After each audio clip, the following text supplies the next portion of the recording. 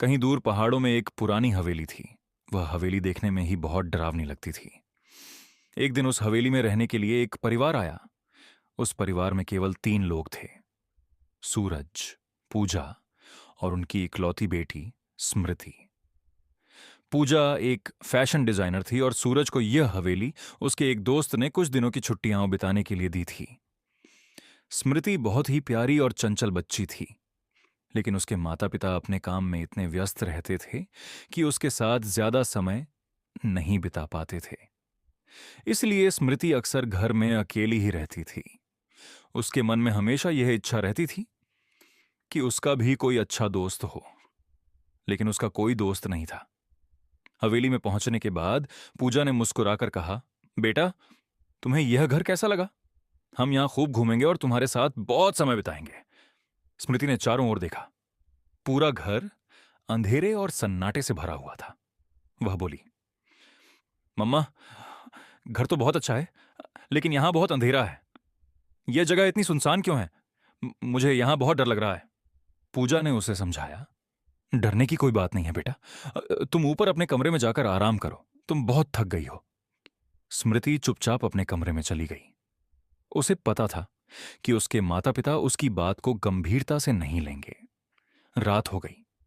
सूरज और पूजा भी अपने कमरे में सोने चले गए। स्मृति अपने कमरे में अकेली बैठी सोच रही थी, काश मेरा भी कोई दोस्त होता जो मुझसे बातें करता। तभी उसकी नजर खिड़की के पर्दे पर पड़ी। उसे लगा जैसे वहां कोई खड़ा है। वह धीरे धीरे पर्दे के पास गई और कांपते हुए उसे हटाया। पर्दा हटाते ही उसने देखा कि वहां एक डरावनी औरत खड़ी थी। उसका चेहरा बहुत भयानक था और उसकी आंखें लाल थीं। स्मृति डरते हुए बोली, तुम कौन हो? यहां क्या कर रही हो? तुम्हारा चेहरा इतना डरावना क्यों है? वह औरत मुस्कुराकर बोली, मैं तुम्हारी दोस्त हूं। मेरा नाम यामिनी है। मैं हमेशा तुम्हारे साथ रहूंगी। क्या तुम मेरी दोस्त बनोगी? स्मृति बोली, आप बहुत डरावनी लग रही हैं। मुझे आपसे बहुत डर लग रहा है। यामिनी बोली, डरने की कोई बात नहीं है।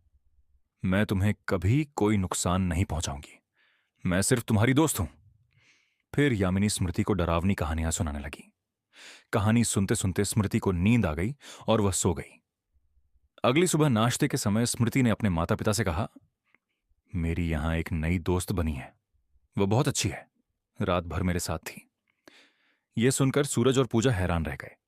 तभी यामिनी फिर स्मृति के पास आई और धीरे से बोली, अपने मम्मी पापा को मेरे बारे में कुछ मत बताना, वरना वे मुझे मार देंगे। सूरज बोला, बेटा, यहां हमारे अलावा कोई नहीं रहता। तुम्हारी दोस्त कौन है?